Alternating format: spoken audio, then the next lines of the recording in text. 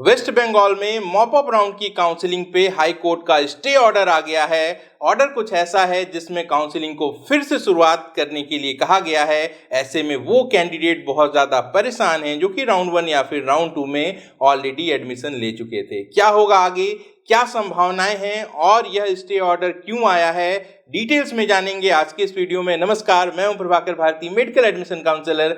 आप सबका स्वागत करता हूं। हाई कोर्ट का जो डिसीजन है वो इसलिए आया है क्योंकि एक कैंडिडेट हैं, फीमेल कैंडिडेट हैं, जिनका ऑल इंडिया का रैंक था 80,322।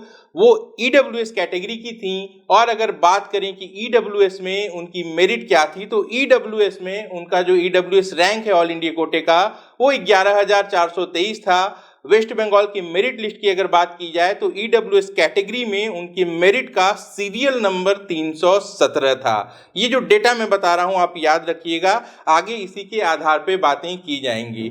अब यहाँ पे हुआ कुछ यूं है कि वेस्ट बंगाल में एमबीबीएस की जो टोटल सीट्स हैं वो हैं 3,414।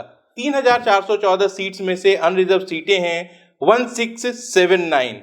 और यहाँ पे जो नियम है ईडब्ल्यूएस का वो कुछ ऐसा है कि 10% सीटें ईडब्ल्यूएस कैटेगरी में होती हैं। इस हिसाब से देखा जाए तो 3,414 का अगर हम 10% निकालते हैं तो 341 सीट्स जो हैं वो ईडब्ल्यूएस कैटेगरी के अंतर्गत आनी चाहिए थी। लेकिन जो वास्तविक में सीट मैट्रिक्स है वेस्ट बंगाल में, इसमें ईडब्ल्यूएस में केवल 223 सीटें मौजूद हैं। 11 सीटें ऐसी हैं जो ईडब्ल्यूएस के अंतर्गत फिजिकली चैलेंज कैंडिडेट्स के लिए हैं। तो कुल मिला के एक्चुअल में 341 सीट्स होनी चाहिए थी। जो कैंडिडेट है जिन्होंने हाई कोर्ट में केस किया है, इनका ईडब्ल्यूएस का मेरिट सीरियल है 317। तो साधारण मैथमेटिक्स के हिसाब से इनको गवर्नमेंट की सीट अलॉट हो जानी चाहिए थी, अलॉट नहीं हुई। क्यों नहीं हुई? क्योंकि टोटल सीट की 10% सीटें 341 होनी थी, 341 नहीं है, 223 हैं। यहाँ पर ऑनरेबल कोर्ट ने छात्रा की बात को कंसीडर करते हुए उसके अधिकार के लिए इस तरीके का ऑर्डर दिया है कि जो राज्य सरकार है, काउंसलिंग कमेटी जो है, इसे अब फिर से सीट मैट्रिक्स तैयार करनी है 10% ईडब्ल्यूएस के रिजर्वेशन को कंसीडर करते हुए। यानी कि अब तक जो अलॉटमेंट हुई है वो खत्म हो जाएंगी, एक नया सीट मैट्रिक्स आएगा, एक नई शुरुआत होगी और फिर से राउंड 1 से काउंसलिंग होगी। अब यहाँ कई तरीके की दिक्कतें हैं, जैसा कि अभी काउंसलिंग का नियम है कि पहले एमसीसी की काउंसलिंग होगी, फिर स्टेट की होगी, फिर एमसीसी की, स्टेट की। ऐसे में जब ऑल इंडिया कोटे के मॉप अप राउंड तक की काउंसलिंग कंप्लीट हो चुकी है, ऐसे में स्टेट के लिए राउंड 1 से शुरू करना टेक्निकली गलत भी है और भी कई तरीके की दिक्कतें हैं, उस पर भी चलेंगे। सबसे पहले ईडब्ल्यूएस के बारे में बात कर लेते हैं। 2019 में जब ईडब्ल्यूएस का रिजर्वेशन लागू हुआ, 10% सीटें इसके अंतर्गत आरक्षित की जानी थी। लेकिन संविधान में एक नियम ऐसा भी है कि कहीं पे भी जब रिजर्वेशन लागू होगा तो टोटल 50% सीटें ही रिजर्वेशन के अंतर्गत अलग अलग कैटेगरी में डिस्ट्रीब्यूट की जाती हैं। अलग अलग राज्यों में एससी, एसटी, ओबीसी के परसेंटेज अलग अलग होते हैं, या फिर जो दूसरे भी रिजर्वेशंस हैं वो टोटल 50% में से ही डिवाइड होकर डिस्ट्रीब्यूट होते हैं। संवैधानिक रूप से 50% से ज्यादा सीटें रिजर्व नहीं होती। बाकी की जो 50% सीटें हैं वो अनरिजर्व कैटेगरी में होती हैं। अनरिजर्व कैटेगरी का मतलब यह है कि जनरल कैंडिडेट के साथ साथ दूसरे सभी कैटेगरी के कैंडिडेट जिनके पास मेरिट होगी वो अनरिजर्व कैटेगरी से सीट्स ले जाएंगे। ऐसे में ईडब्ल्यूएस की 10% सीट को लागू करना संवैधानिक रूप से संभव नहीं था। ऐसे में यहां पे कुछ मॉडिफिकेशन किया गया। टोटल नंबर ऑफ सीट्स को 25% तक इंक्रीज कर दिया गया। फॉर एग्जाम्पल, अगर 100 सीट थी किसी कॉलेज में तो उसको बढ़ा के पहले 112 और बाद में 125 किया गया। इसका मतलब ये था कि जो टोटल अनरिजर्व सीटें हैं उनकी संख्या में कोई भी कमी न आए, यह सुनिश्चित करना था ताकि अनरिजर्व कैटेगरी के कैंडिडेट्स को यहाँ पे नुकसान न हो। तो जहाँ पे 100 सीट थी वो बढ़ के 125 हो गई, जहाँ 200 सीट्स थी वो बढ़ के 250 हो गई, और जहाँ पे 250 सीट्स थी यहाँ पे कोई इंक्रीमेंट नहीं हुई। क्योंकि एक नियम यह भी है कि किसी भी मेडिकल कॉलेज में मैक्सिमम 250 सीट्स ही हो सकती हैं। लेकिन कुल मिला के 25% का इंक्रीमेंट इसलिए ऐड किया गया था कि जो टोटल नंबर ऑफ सीट्स हैं वहां पे सभी कैटेगरी के लिए जस्टिफिकेशन हो सके। अगर ईडब्ल्यूएस को 10% सीट्स देनी है तो दूसरे कैटेगरी के कैंडिडेट्स को लॉस नहीं होना चाहिए। अब वेस्ट बंगाल में 2020 में 5 नए सरकारी मेडिकल कॉलेजेस आए। कौन थे ये कॉलेज? डायमंड हार्बर, पुरुलिया, रामपुर हाट, कूच बिहार और रानीगंज। यह 5 कॉलेजेस जो नए आए थे गवर्नमेंट के, इसमें 100 सीट्स थी। यहाँ पे जो 25% का इंक्रीमेंट होना था वो नहीं हुआ, तो नतीजा ये हुआ कि 2020 में ईडब्ल्यूएस कोटे के अंतर्गत यहाँ पे कोई भी सीट नहीं थी। जैसा कि 15% सीटें ऑल इंडिया कोटे में जाती हैं, तो ऑल इंडिया कोटे में भी इस कॉलेज में ईडब्ल्यूएस की सीट नहीं दी गई थी। 2021 में ईडब्ल्यूएस की सीट यहाँ पे ऐड कर दी गई ऑल इंडिया कोटे में, और स्टेट में भी कर दी गई, लेकिन total number of seats increase नहीं हुई थी। इससे अनरिजर्व कैटेगरी की सीट को नुकसान हो रहा था। तो ऐसे में यह फैसला जो है वो वापस ले लिया गया, और कहीं ना कहीं वहां पे एक प्राइवेट मेडिकल कॉलेज आया था, शांति निकेतन मेडिकल कॉलेज, इसके स्टेट कोटे में 10% ईडब्ल्यूएस की सीट को ऐड करके कंपनसेट करने की कोशिश की गई। सरकार का यहाँ पे यह कहना है कि चूंकि सीटें नहीं बढ़ी थी, ऐसे में ईडब्ल्यूएस कैटेगरी के अंतर्गत सीटों को अलॉट कर पाना बहुत मुश्किल था। 2020 और 2021 में इसी तर्ज पर काउंसलिंग हुई और उसको किसी ने भी चैलेंज नहीं किया।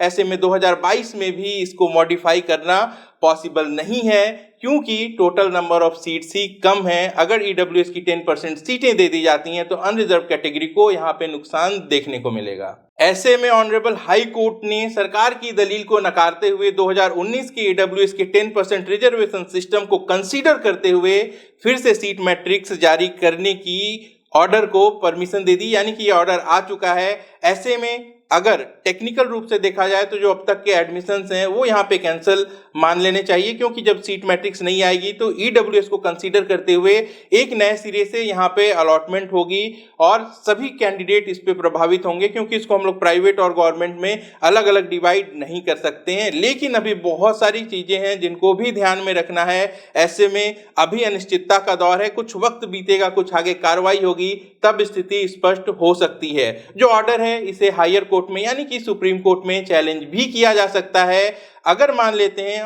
इस ऑर्डर के डिसीजन को सरकार मान लेती है और 10% सीटें अगर ये ईडब्ल्यूएस कैटेगरी के अंतर्गत अलॉट कर देती हैं, ऐसे में 118 ऐसे अनरिजर्व कैंडिडेट्स होंगे जिनको राउंड 1 में या फिर राउंड 2 में एडमिशन मिल चुका है, लेकिन अब उनको सीट नहीं मिलेगी। बात सिर्फ अलॉटमेंट की होती, लिस्ट खारिज हो जाती तो दूसरी बात होती, लेकिन जो कैंडिडेट ऑलरेडी एडमिशन का प्रोसीजर कंप्लीट कर चुके हैं उनके पास से अगर अलॉटेड सीट कैंसिल हो जाती है तो उनके पास भी एक ऑप्शन है कोर्ट में जाके अपनी बात को चैलेंज करने का। ऐसे में जो एक्चुअल सिचुएशन है वेस्ट बंगाल में वो काफी ज्यादा कठिन दिखाई दे रही है। एक और यहाँ पे विकल्प हो सकता था कि जो 5 कॉलेजेस हैं जिनमें ईडब्ल्यूएस की सीट्स अलॉट करनी है, क्या यहाँ पे नंबर ऑफ सीट्स बढ़ सकती हैं? प्रैक्टिकली यह भी पॉसिबल नहीं है, क्योंकि हर एक साल जो नेशनल मेडिकल कमीशन है उनके पास एक टाइमलाइन होती है, उस टाइमलाइन के अंतर्गत ही वो किसी कॉलेज को परमिशन देते हैं या फिर उनकी सीट की जो इंक्रीमेंट है वो होती है। तो ऐसे में यह टाइम पार हो चुका है, जब तक कोर्ट इंटरफेयर ना करे ऐसे में सीट की इंक्रीमेंट भी यहाँ पे मुश्किल है। और सबसे बड़ी बात कि जब देश भर में मॉप अप राउंड की काउंसलिंग चल रही है, ऐसे में एक लास्ट डेट हर सेशन की होती है कि इस लास्ट डेट तक आपको एडमिशन कंप्लीट कर लेना है। अगर काउंसलिंग की शुरुआत फिर से होगी तो काफी कम वक्त होगा, किसी भी तरीके से इसको कंप्लीट कर पाना बहुत ज्यादा मुश्किल है। चलिए मान लेते हैं अगर ऐसा होता है तो इसका इम्पैक्ट क्या होगा।